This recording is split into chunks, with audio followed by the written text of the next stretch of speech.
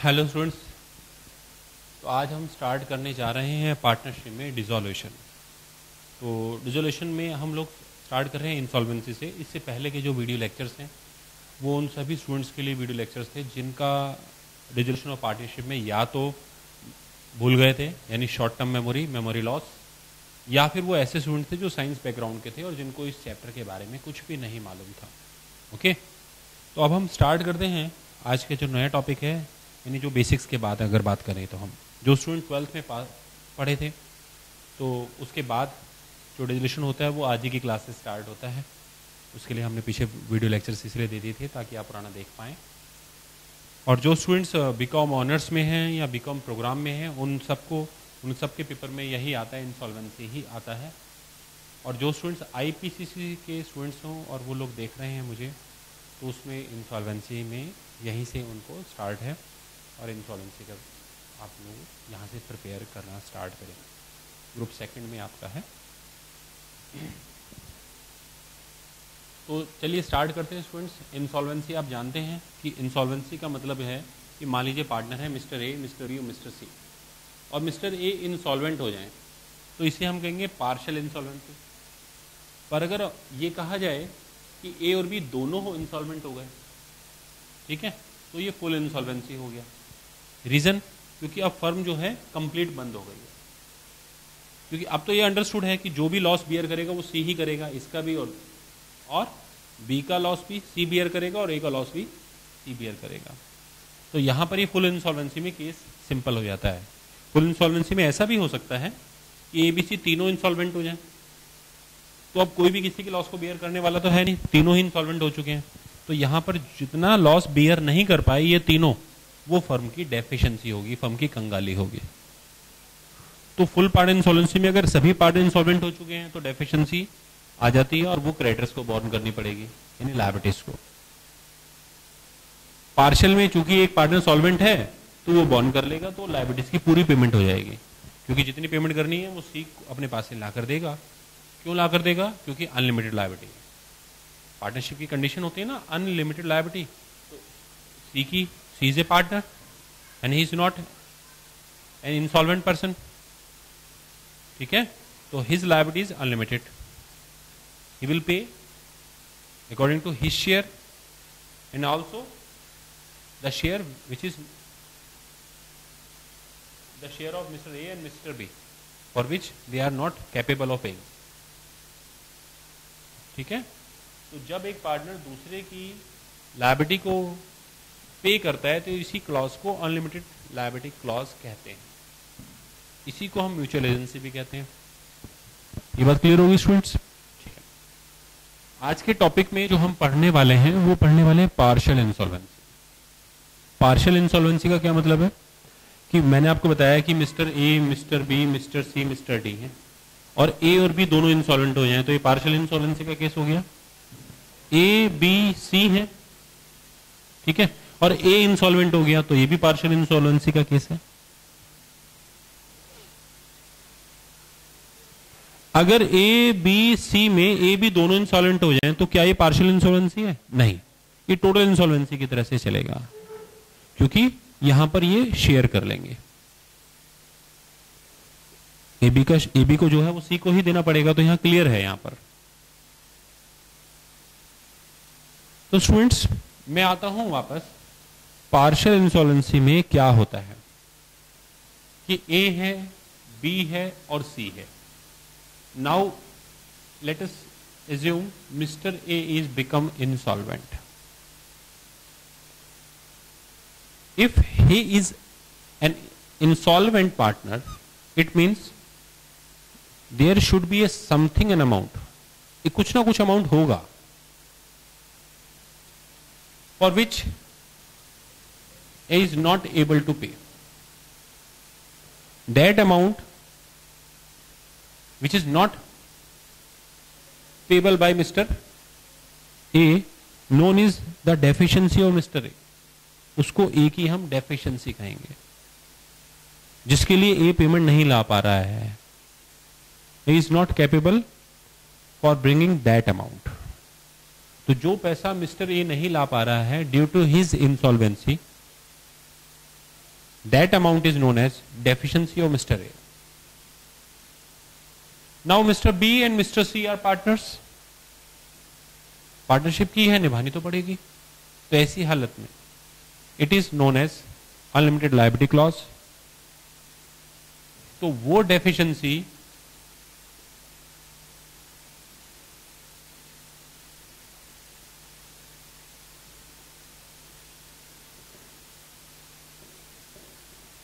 जो deficiency A की है, that would be borne by B and C. In which ratio? मान लीजिए मिस्टर ए 1,000 रुपए नहीं ला पा रहे हैं और ए, बी और सी की रेशो है 4:3:2 की. तो मिस्टर ए की डेफिशिएंसी को बी और सी बॉर्न करेंगे किस रेशो में? तो देखिए स्टूडेंट्स, इसमें बेसिकली सिस्टम दो हैं. एक है इंडियन सिस्टम, ठीक है, और एक है इंग्लिश सिस्टम. अगर इंडियन सिस्टम की बात करें हम, जो इंडिया में चलता है, तो ऐसी हालत में इस डेफिशिएंसी को बी और सी उस रेशो में बॉर्न करेंगे जिस रेशो में वो पार्टनर्स हैं. That is known as profit sharing ratio. यानी ए की डेफिशिएंसी को बी सी 3:2 की रेशो में बॉर्न करेंगे. इंग्लिश सिस्टम में एक रूल होता है, फुल पार्टनर इंसॉल्वेंसी में वो रूल नहीं होता है, वो पार्शियल इंसॉल्वेंसी में ही रूल होता है. और उस रूल को कहते हैं हम गार्नर वर्सेस मर्रे.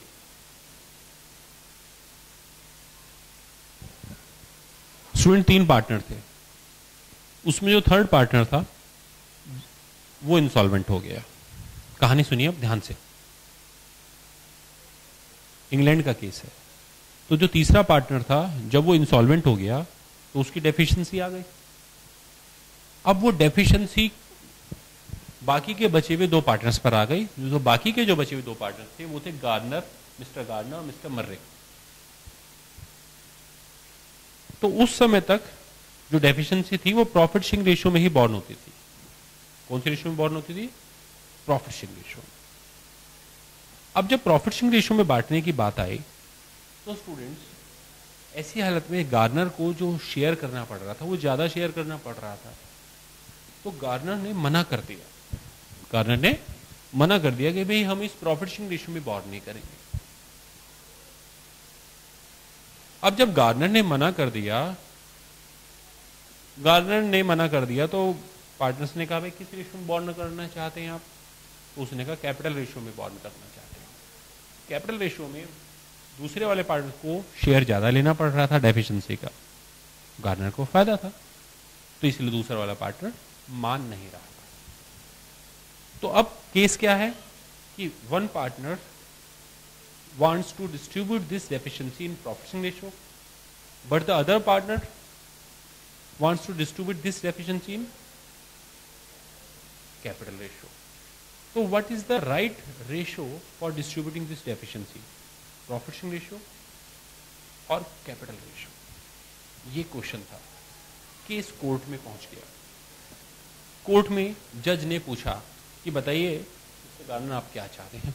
तो गार्नर ने अपना बता दिया, जी कैपिटल रेशियो में चाहता हूं मैं इस डेफिशिएंसी को बांटना. मरे से पूछा तो मरे ने कहा जी मैं प्रॉफिट शेयरिंग रेशियो में चाहता हूं.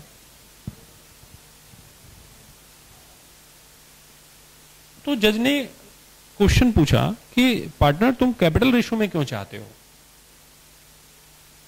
क्योंकि मरे ने कहा कि सर हमने पार्टनरशिप की है और पार्टनरशिप का जो रूल है वो क्या है. उसने सेक्शन पढ़वा दिया. आपने इंडियन पार्टनरशिप एक्ट भी पढ़ा होगा. ये बेसिकली इंग्लिश पार्टनरशिप एक्ट है जो बाद में हमने इंडियन लगाकर अपने साथ एज इट इज ले लिया. आपको मालूम होगा सारे जो लॉज हैं जो उस समय से चला रहे हैं वो सब इंग्लिश ही हैं. तो वो डेफिनेशन कोर्ट में रखी गई. उस डेफिनेशन में क्या था?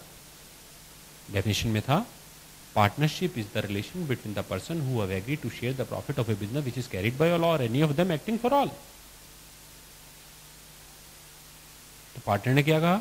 Partnership is the relation between the person who have agreed. तो we are the 3 person who have agreed this relationship. who have agreed to share the profits of a business,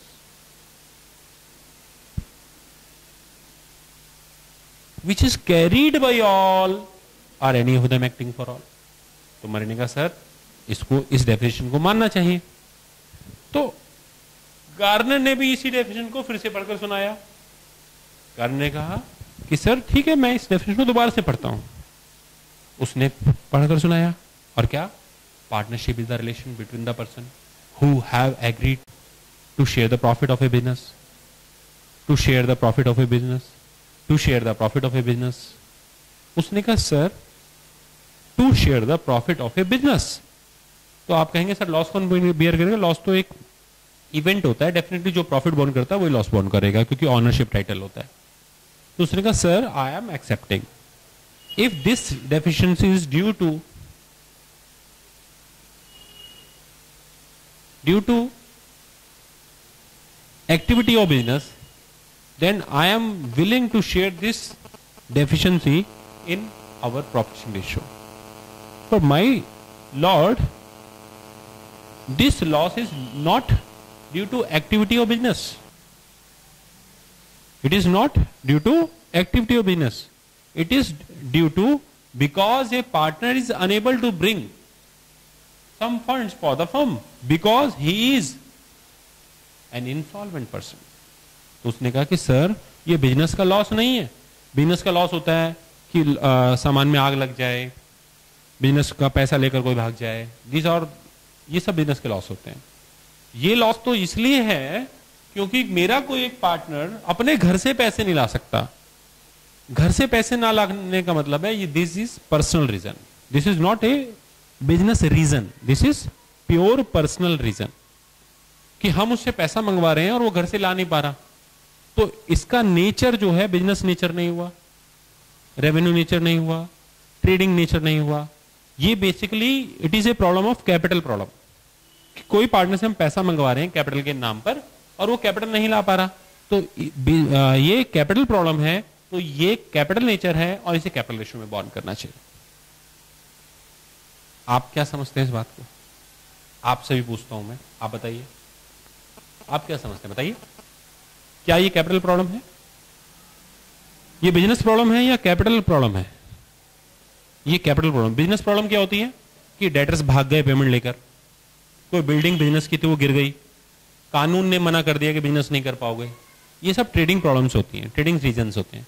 पर यहां पर क्या है, गार्नर ने क्या कहा कि बिजनेस तो हमारा अच्छा चल रहा है, गुडविल आज भी है, आज भी हमारे पास ऑर्डर्स हैं, आज भी लोग हमारा माल खरीदना पसंद करते हैं, आज भी हम कंपटीटर्स के बीच में अच्छा बिजनेस करते हैं, तो हमारा बिजनेस तो बहुत अच्छा चल रहा है। लेकिन अब प्रॉब्लम एरिया है कि हमारे बीच एक पार्टनर इंसॉल्वेंट हो चुका है, और ड्यू टू पार्टनरशिप एक्ट और due to general law of principles और ड्यू टू कॉन्ट्रैक्ट एक्ट, कोई भी इंसॉल्वेंट आदमी कॉन्ट्रैक्ट नहीं कर सकता। तो ये इंसॉल्वेंट है, कॉन्ट्रैक्ट नहीं कर सकता, कॉन्ट्रैक्ट नहीं कर सकता तो पार्टनरशिप भी नहीं कर सकता, तो इसीलिए इसे फर्म से बाहर करना पड़ रहा है। तो इसीलिए अब ये कैपिटल रेशियो की प्रॉब्लम है, तो इसे कैपिटल की प्रॉब्लम है तो कैपिटल रेशियो में डिस्ट्रीब्यूट होनी चाहिए। स्टूडेंट्स, कोर्ट एग्री हो गई और उस दिन के बाद सिर्फ इंग्लैंड में नहीं सारी दुनिया में पूरी पार्टनरशिप में अब अगर पार्शियल इंसॉल्वेंसी का केस आता है तो कैपिटल रेशियो में ही बॉर्न होता है। समझ में आ गया? लेकिन हम इंडिया में जब पार्टनरशिप करते हैं तो हम दो तरीके से पार्टनरशिप करते हैं, या तो ऑरल या रिटर्न। अगर ऑरल करा और बाद में कोई पार्टनर इंसॉल्वेंट हो जाता है तो फिर हम इंडियन सिस्टम के हिसाब से प्रॉफिट रेशियो में ही बॉर्न करेंगे, फिर गार्नर वर्सेस मर्रे रूल नहीं अप्लाई होता। लेकिन अगर रिटर्न करा है तो उस पार्टनरशिप एग्रीमेंट में जब आप लोग चार्टर्ड अकाउंटेंट बन जाओगे और जब आपके पास क्लाइंट्स आएंगे और आपसे कहेंगे कि जी हमारी पार्टनरशिप एग्रीमेंट ड्राफ्ट कर दो, तो एग्रीमेंट में क्लॉज इंसॉल्वेंसी का भी रखना और उसमें मेंशन करना कि अगर इंसॉल्वेंसी हो जाती है तो उसका जो डेफिशिएंसी का ट्रीटमेंट है किसके अकॉर्डिंग चलेगा। मानकर चलो आप भूल गए इंसॉल्वेंसी लिखना, ठीक है, ये क्लॉज लिखना ही भूल गए, तो फैसला किसके बेस पर होगा? फिर प्रॉफिट रेशियो के बेस पर होगा। तो इसलिए स्टूडेंट्स पार्टनरशिप एग्रीमेंट बनाते समय क्लॉज लिखना जरूरी है कि इंसॉल्वेंसी में कौन सा रूल फॉलो होगा, और तब आप क्या लिखेंगे? गार्नर वर्सेस मर्रे रूल। यानी आपने पहले से एग्रीमेंट में मेंशन कर दिया कि in case of deficiency of any partner and the deficiency is partial insolvency of a firm, then deficiency of partner will be settled according to the rule of Gardner versus Murray. अगर आपने ये mention करा है तो accounting treatment फिर Garner versus मर्रे के हिसाब से चलेगा। क्लियर हो गया स्टूडेंट्स? अब आप पूछेंगे सर गार्नर वर्सेस मर्रे का रूल क्या है, तो अभी बताएंगे हम। मैं अभी तक की स्टोरी में कहानी सुनाते सुनाते आपको ये समझा पाने में कामयाब हो गया कि ये रूल है क्या, क्यों हुआ, समझ में आ गया? आइए एक बार रिवाइज कर लेते हैं कि अगर पार्टनरशिप, आप एक स्टूडेंट हैं और आप एक क्वेश्चन कर रहे हैं, तो स्टूडेंट क्वेश्चन में तो गार्नर वर्सेस मर्रे हमेशा लिखा हुआ होता है, और आईपीसी एग्जाम में कई बार इंडियन सिस्टम लिखा हुआ होगा तो आपको प्रॉफिट रेशो में जवाब देना है। अदरवाइज क्वेश्चन में हमेशा लिखा होगा कि गिव अकाउंटिंग रूल्स और accounting ledgers according to Garner versus Murray. ये तो हो गई हमारी एक स्टूडेंट वाली प्रॉब्लम। पर जब हम मेन प्रैक्टिस में होते हैं तो उस समय पर हमें क्या करना है, उस समय पर प्रैक्टिस में हमने देखना है कि उनके बीच एग्रीमेंट क्या था और एग्रीमेंट में उन्होंने क्या रूल बनाया था। अगर नहीं बनाया था तो फिर प्रॉफिट रेशियो में डिस्ट्रीब्यूट हो जाता है। समझ में आ गया? पर अगर कोई पार्टनर अपोज करेगा और कहेगा नहीं गार्नर वर्सेस मर्रे के हिसाब से चलो, और वो इंडियन कोर्ट में जाएगा, तो इंडियन कोर्ट में जवाब इसी का आएगा, ना कि इसका आएगा, क्योंकि इंडियन पार्टनरशिप एक्ट में गार्नर वर्सेस मर्रे के लिए कोई भी सेक्शन अवेलेबल नहीं है, पहले से बाय डिफॉल्ट नहीं है कि आप गार्नर वर्सेस मर्रे को ही फॉलो करेंगे। लेकिन इंडियन पार्टनरशिप एक्ट में ये बात लिखी हुई है कि आप एक सेट पैटर्न पहले से डिसाइड कर सकते हैं। तो अगर आपने पहले से ही एग्रीमेंट में क्लॉज रख लिया कि गार्नर वर्सेस मर्रे केस के अकॉर्डिंग हमारा सेटलमेंट होगा ऐसे केस में, तो इंडियन कोर्ट्स उसको वैल्यू देती हैं और फिर वो कहेंगे कि ठीक है आप पहले से एग्रीड थे तो आपको गार्नर वर्सेस मर्रे के हिसाब से अपना अकाउंटिंग ट्रीटमेंट करना चाहिए। क्लियरिटी हो गई स्टूडेंट्स? अब मैं आपको इस वीडियो लेक्चर में पढ़ाने जा रहा हूँ गार्नर वर्सेस मर्रे का अकाउंटिंग ट्रीटमेंट। ठीक है? ये थ्योरेटिकली भी आप बीकॉम प्रोग्राम में, बीकॉम ऑनर्स प्रोग्राम में, आईपीसी एग्जाम में पूछा जा सकता है गार्नर वर्सेस मर्रे की हिस्ट्री और उसका अकाउंटिंग। अगर शॉर्ट नोट्स आ गया तो गार्नर वर्सेस मर्रे में जो मैंने अभी कहानी सुनाई है ना, ये लिखने की कोई ज़रूरत नहीं है। जो मैं अब बताऊंगा अकाउंटिंग ट्रीटमेंट, सिर्फ वो लिखने की जरूरत है। ठीक है? आइए स्टार्ट करते हैं।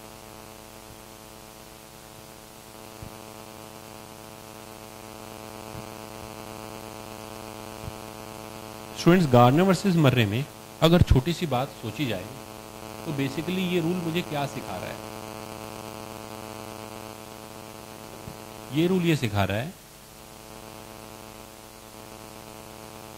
Deficiency of an insolvent partner shall be borne by the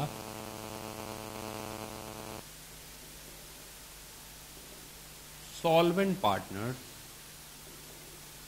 in their capital ratio। बस स्टूडेंट्स, खत्म हो गया गार्नर वर्सेस मर्रे रूल। ये रूल है गार्नर वर्सेस मर्रे कि जो इंसॉल्वेंट पार्टनर है उसकी जो कंगाली है वो बॉर्न की जाएगी सॉल्वेंट पार्टनर्स के द्वारा कैपिटल रेशियो में। अब यहां पर सॉल्वेंट पार्टनर कौन है मुझे ये डिफाइन करना है, और कैपिटल रेशियो क्या है मुझे ये डिफाइन करना है। ठीक है स्टूडेंट्स?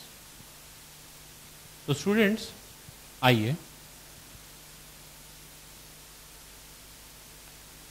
पहले हम सीखते हैं meaning of capital ratio. Capital ratio का क्या मीनिंग है?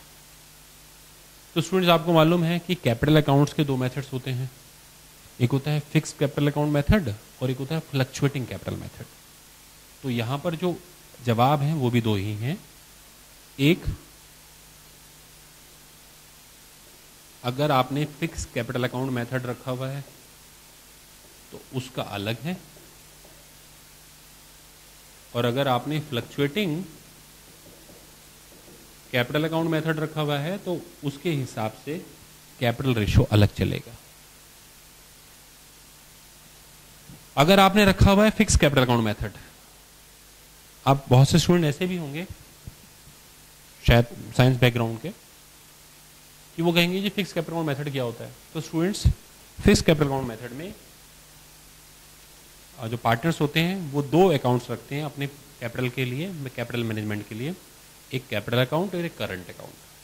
तो जिस क्वेश्चन में आपको बैलेंस शीट में करंट अकाउंट नजर आ जाए, किसके, पार्टनर्स के करंट अकाउंट, चाहे लायबिलिटी साइड में या एसेट साइड में, तो आप समझ जाना कि वो क्वेश्चन आपको फिक्स कैपिटल अकाउंट मेथड का दिया हुआ है। और जिस क्वेश्चन में ना लायबिलिटी में ना ही एसेट्स में करंट अकाउंट नजर ना आए, सिर्फ कैपिटल ही अकाउंट नजर आए, तो आप समझ जाना कि वो क्वेश्चन कौन सा मेथड का है, फ्लक्चुएटिंग कैपिटल अकाउंट मेथड का है।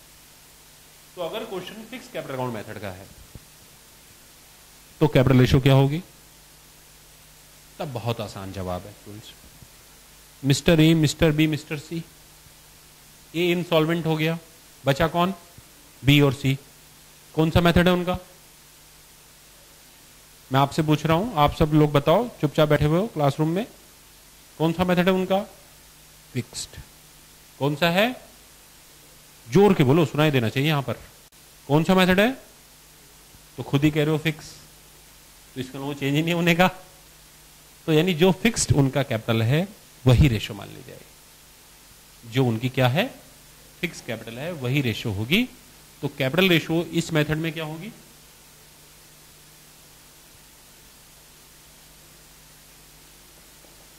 कैपिटल रेशो मीन्स, बताओ क्या होगी, on the basis of, on the basis of fixed capital account of other partners.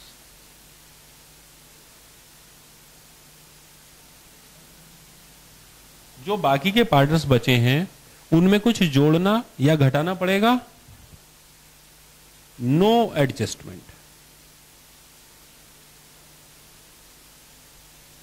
Required in their capital, ठीक है, in their capital for this purpose. यानी this purpose का मतलब कैपिटल रेशियो जानने के लिए कुछ भी एडजस्टमेंट करने की जरूरत नहीं है उन कैपिटल अकाउंट में।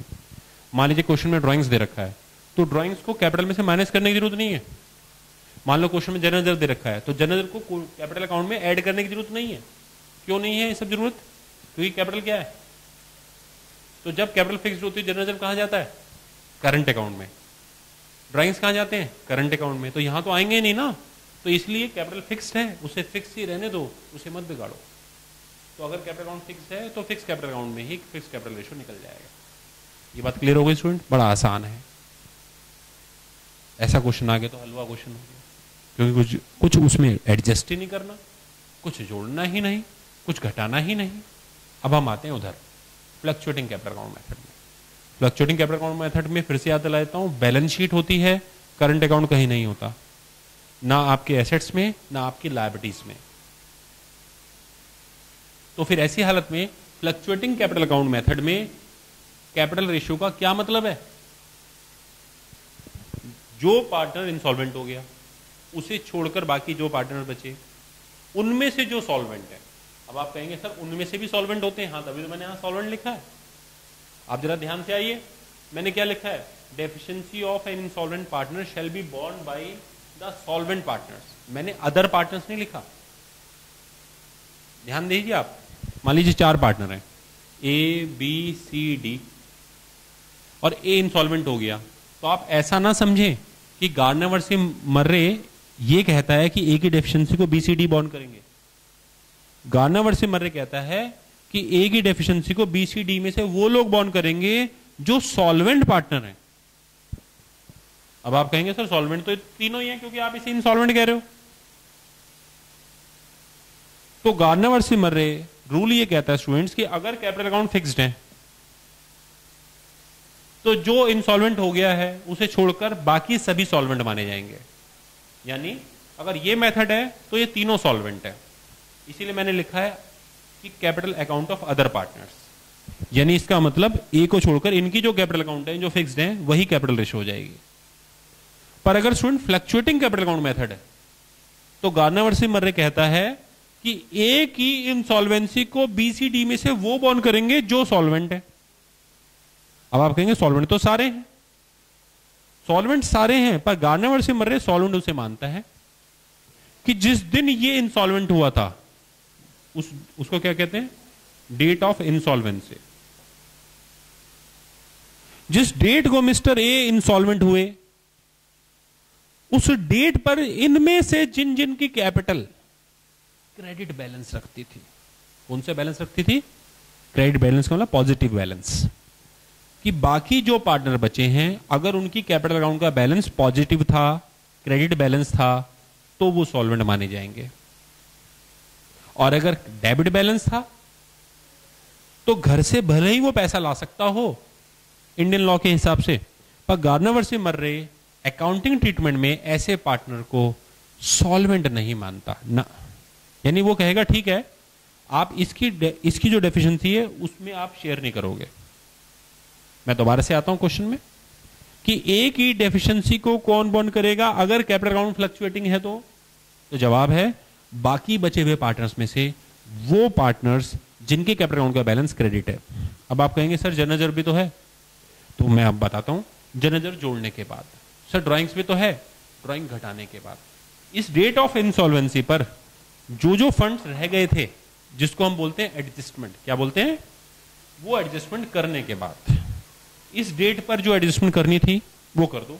जनरल रिजर्व था जोड़ दीजिए, ड्राइंग्स थे माइनस कर दीजिए, कोई पुराना प्रॉफिट अकाउंट का प्रॉफिट था ऐड कर दो, कोई पुराना लॉस था माइनस कर दो। वो करने के बाद जो बैलेंस आएगा अगर वो क्रेडिट आया तो वो पार्टनर सॉल्वेंट माना जाएगा, वो इसकी डेफिशिएंसी को बॉन्ड करेगा। और वो करने के बाद अगर किसी पार्टनर का बैलेंस डेबिट बैलेंस आया तो वो भले ही इंसॉल्वेंट नहीं हुआ, गार्डनर मर्रे कहेगा कि भैया ठीक है, आप इसकी डेफिशिएंसी में हिस्सेदार नहीं बनेंगे, तुम इसका बोझ मत उठाओ, तुम तो खुद ही कमजोर हो, तुम तो खुद ही नेगेटिव बैलेंस हो। ये बात क्लियर हो गई? तो यानी मैं इसमें क्या लिखने जा रहा हूं, मैं इसमें ये लिखूंगा on the basis of capital account, fix नहीं लिखूंगा, कैपिटल अकाउंट।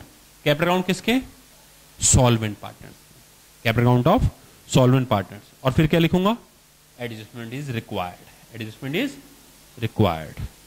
ठीक है, कैपिटल अकाउंट में इस पर्पस के लिए एडजस्टमेंट की जाएगी, यानी ड्राइंग्स वगैरह, P&L अकाउंट, जनरल रिजर्व वगैरह सब एडजस्ट किया जाएगा। तो आइए स्टूडेंट्स लिखते हैं फ्लक्चुएटिंग कैपिटल अकाउंट मेथड में कैपिटल रेशियो का मतलब है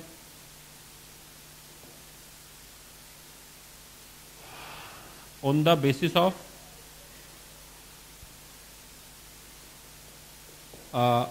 ऐसे लिखते हैं ऑन द बेसिस ऑफ, चलो, capital account of solvent partners after adjustment,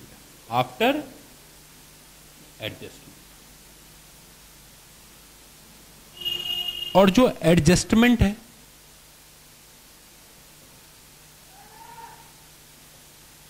transfer of, जैसे कि जनरल रिजर्व, ठीक है, drawings,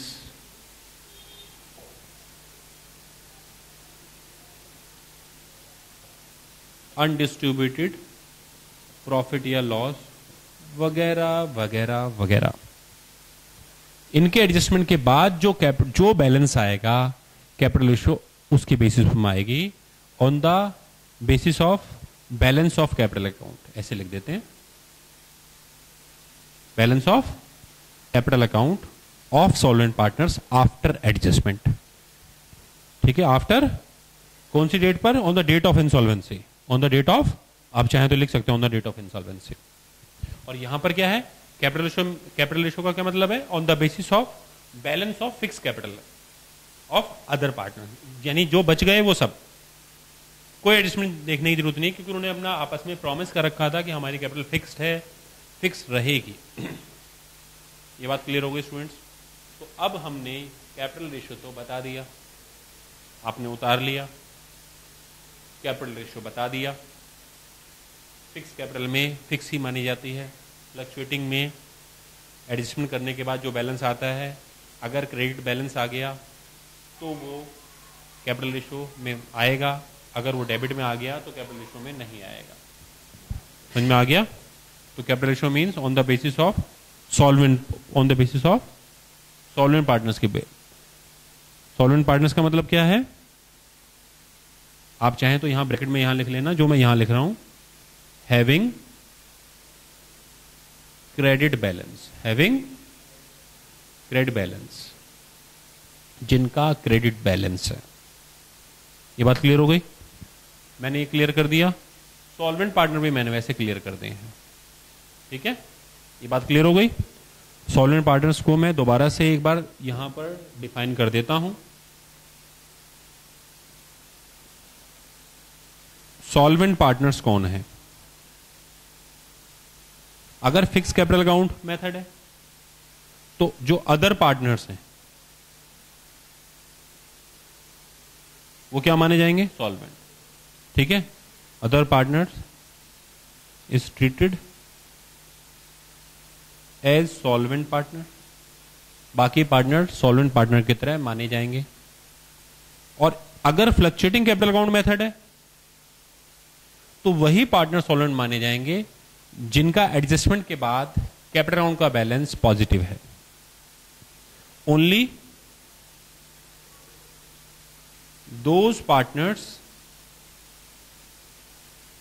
are called solvent who has credit balance in their capital account after adjustment, सिर्फ वही पार्टनर्स सॉल्वेंट माने जाएंगे जिनके कैपिटल अकाउंट का बैलेंस क्या है? क्रेडिट बैलेंस है। आफ्टर एडजस्टमेंट के बाद, यानी जिनका डेबिट बैलेंस है वो लोग सॉल्वेंट ना होने के कारण डेफिशिएंसी बॉर्न नहीं करेंगे। ये बात क्लियर हो गई? इसके अलावा एक रूल और होता है रिलेशन लॉस के बारे में, जो हम आगे जाकर डिस्कस करेंगे प्रैक्टिकल क्वेश्चन के टाइम पर। तो नीचे 2-3 लाइनें खाली छोड़ देना, जब मैं वो क्वेश्चन करवा रहा हूँ तब आपको याद कराऊंगा, तब उस वहां पर तब हम लिखेंगे उस रूल को। थ्योरी पूरी हो जाती है स्टूडेंट्स। अब मैं आपको प्रैक्टिकल क्वेश्चन पर लाने वाला हूँ। आप इसे कॉपी कर लीजिए और इसके बाद हम लोग फिर प्रैक्टिकल क्वेश्चंस पर आते हैं। ठीक है, उतार लीजिए।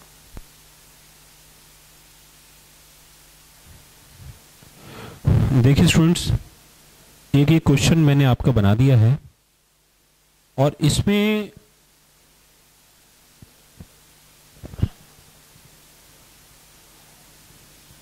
ये क्वेश्चन है और क्वेश्चन में इंफॉर्मेशन है कि मान लीजिए यहां पर बी इंसॉल्वेंट हो जाता है,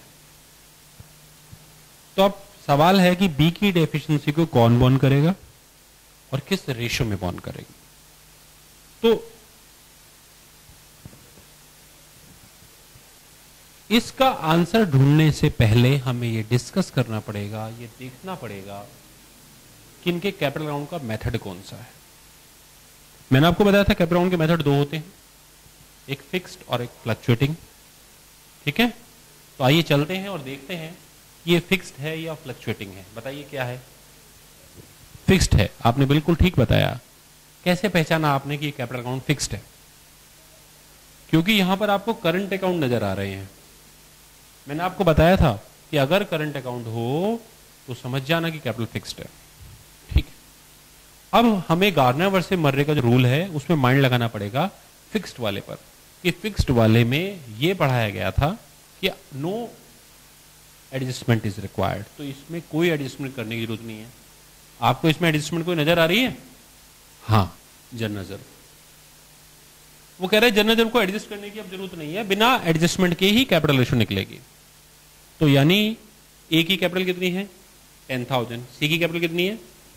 तो A is to C 10,000 is to 40,000, तो 1:4 आ गई स्टूडेंट्स रेशो। तो ये कैपिटल रेशो हो गई और ये सॉल्वेंट पार्टनर्स हो गए। ये बात समझ में आ गई आप लोगों को? क्लियर है? आराम से है, कोई प्रॉब्लम वाली बात नहीं है। किसमें किसमें? जहां पर कैपिटल अकाउंट क्या है? फिक्स्ड। और अगर इस क्वेश्चन में स्टूडेंट्स करंट अकाउंट ना होते, ठीक है, और क्वेश्चन में लिखा हुआ होता कि इनकी प्रॉफिटिंग रेशियो 5:3:2 है, तो फिर क्या होता? आइए फिर से चलते हैं। पहला step, to check whether this is fixed capital ratio और fluctuating. Now in this balance sheet what we are seeing, it is fluctuating capital account method has been applied. अब fluctuating capital account method अगर इसमें है, तो फिर अब rule आता है कि पहले फ्लक्चुएटिंग में बी के बाद जरूरी नहीं है कि ए और सी ही सॉल्वेंट हो। हम क्या करेंगे? हम पहले ट्रांसफर करेंगे, एडजस्टमेंट करेंगे। एडजस्टमेंट इज रिक्वायर्ड बोला था थ्योरी में। तो एडजस्टमेंट जब 10,000 रुपीज किस रेशियो में जाएंगे? 5:3:2 में। तो ऐसी हालत में ए की कैपिटल 10,000 है और सी की कैपिटल 40,000 है। जब 10,000 हम तीनों में डिस्ट्रीब्यूट करेंगे तो 5:3:2 के हिसाब से ए को मिलेगा प्लस का 5,000, बी को 3,000 और सी को प्लस का 2,000। तो कितना आ गया? समझ में आ गया? तो कैपिटल रेशियो जो है वो 15,000:42,000 मानी जाएगी, इसकी ए और बी की। तो रेशियो हो गई 15:42। और छोटा करना है तो और छोटा करिए। ये रेशियो हो गई कैपिटल रेशियो। समझ में आ गया आप लोगों को? क्लियरिटी आ गई माइंड में? आइए थोड़ा सा और डिस्कस करते हैं, क्वेश्चन को और थोड़ा सा चेंज करते हैं। स्टूडेंट्स, एसेट साइड में प्रॉफिट एंड लॉस अकाउंट दे रखा है और मैं एक पार्टनर बढ़ा देता हूं डी, और डी को 10,000 रुपीज का बना देता हूं। चलो इसे हम कर देते हैं 30,000, तो ये टोटल 1 लाख का हो गया। ये बात क्लियर हो गई? कितने पार्टनर्स बना दिए मैंने students? 4 partner, 4, mister A, mister B, mister C और मिस्टर डी। टोटल सबका टोटल कितना है? और रेशियो क्या बना दी मैंने?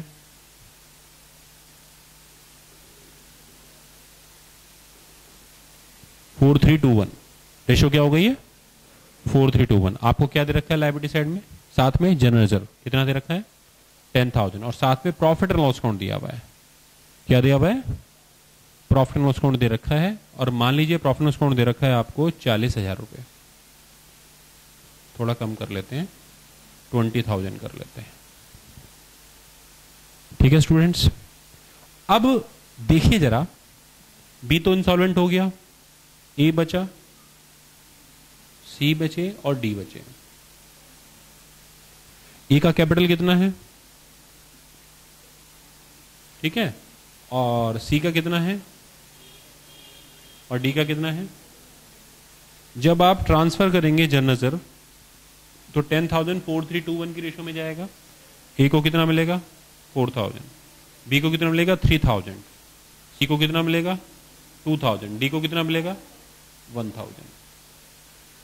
ठीक है स्टूडेंट्स, अब इनकी कैपिटल कितनी हो गई?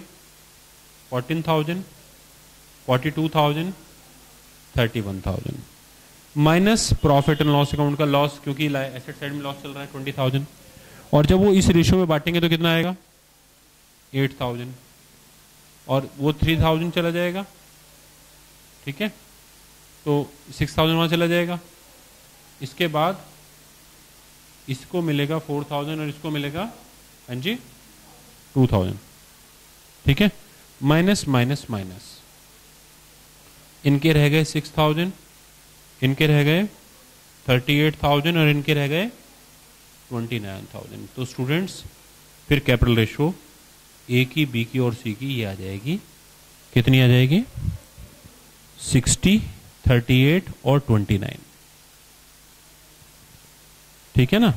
अच्छा सॉरी, तीनों की अब ये 3 हो गए तो ये आ गया रेशो 6:38:29। करेक्ट? ये बात क्लियर हो गई? तो आप इसे उतार लेंगे बाद में। अब हम थोड़ा सा और क्वेश्चन को घुमाते हैं, ठीक है? तो मैं इसमें से क्वेश्चन में जो ए की कैपिटल है उसको चेंज कर देता हूं थोड़ी देर के लिए। ए की कैपिटल बना देता हूं 2000 रुपीज। तो अब कितना आ जाएगा बताइए टोटल, बताइए? 92,000। तो यहां पर ए कितना आ जाएगा? 2000। तो अब कितना हो गया यहां पर ए का, जरा सभी स्टूडेंट जरा सामने देख लीजिए, बहुत कुछ चेंज होने वाला है। 6000 लेस प्रॉफिट अकाउंट में इस 20,000 को जब मैं 431 में डिस्ट्रीब्यूट करूंगा तो फिर ए के हिस्से में कितना आएगा? माइनस का 8000। तो अब कितना आ गया? -2000। तो स्टूडेंट्स अब ए का जो बैलेंस आ गया वो डेबिट आ गया, जबकि सी का क्रेडिट और डी का क्रेडिट। तो अब हालांकि क्वेश्चन में लिखा हुआ है कि मिस्टर ए इज इंसॉल्वेंट, लेकिन गार्नर-वर्से मर्रे रूल के हिसाब से मिस्टर ए को क्या माना जाएगा? तो वो बी की डेफिशिएंसी में बॉर्न नहीं करेगा, सहन नहीं करेगा, वो बी को शेयरिंग नहीं देगा। तो बी को जो पैसा बी नहीं ला पा रहा है, बी जितने के लिए कंगला है, जितना अमाउंट नहीं ला पा रहा है, उसको कंट्रीब्यूट कौन करेगा? सी और डी। गार्नर-वर्से मुर्रे के हिसाब से क्रेडिट बैलेंस इन दोनों का है, तो सी और डी ही कंट्रीब्यूट करेंगे 38:29 की रेशियो में। समझ में आया आप लोगों को? बस यही मैं समझाना चाहता था। तो आज के इस वीडियो लेक्चर में स्टूडेंट्स मैंने गार्नर-वर्से मर्रे रूल्स आपको बताया, उसकी थ्योरी सुनाई, उसकी कहानी सुनाई, और फिर उसका प्रैक्टिकल भी आपको समझाया कि जब क्वेश्चन हम करेंगे तो क्या क्या प्रॉब्लम्स आएंगी। तो उनके लिए मेंटलिटी बनानी जरूरी है कि इंस्टॉलमेंट कैसे निकालें, फ्लक्चुएटिंग में कैसे सीखें, फिक्स्ड में कैसे सीखें। और कभी कभी कोई पार्टनर जो क्रेडिट बैलेंस वाला है, आफ्टर एडजस्टमेंट वो डेबिट में भी कन्वर्ट हो जाता है। और इसीलिए जब कोई पार्टनर इंसॉल्वेंट हो तो उसकी डेफिशिएंसी को बांटने से पहले पार्टनर्स की वो पहले चेक कर लें और फाइनल रेशो निकाल लें, उनका फाइनल कैपिटल अकाउंट बैलेंस निकाल लें। अगर कोई बैलेंस डेबिट आ गया तो उसे जो है हम काउंटिंग से बाहर कर देंगे, और जिनकी क्रेडिट बैलेंस बचे हैं सिर्फ वही उस डेफिशिएंसी को बॉर्न करेंगे। क्लियर हो गया स्टूडेंट्स? तो आज इस वीडियो लेक्चर को, जिसमें मैंने आपको गार्नर-वर्से मर्रे के बारे में बेसिक्स बताए, फिनिश करता हूँ। ठीक है, I am closing this video lectures. Next video lecture में हम कुछ क्वेश्चंस लेकर आ रहे हैं गार्नर-वर्से मर्रे बेस्ड पर, और उनको हम करेंगे। उनमें से कुछ क्वेश्चंस बेस्ड होंगे फ्लक्चुएटिंग कैपिटल अकाउंट मेथड्स पर, कुछ क्वेश्चंस होंगे फिक्स कैपिटल अकाउंट मेथड्स पर। ठीक है, और उसके बाद फिर आप ये क्वेश्चंस आराम से कर पाएंगे। ओके, तो मैं इसे फिनिश कर दूं, आज की क्लास फिनिश करते हैं। ठीक है, आपके सजेशंस, आपके एडवाइस वेलकम है कभी भी। Thank you, all the best.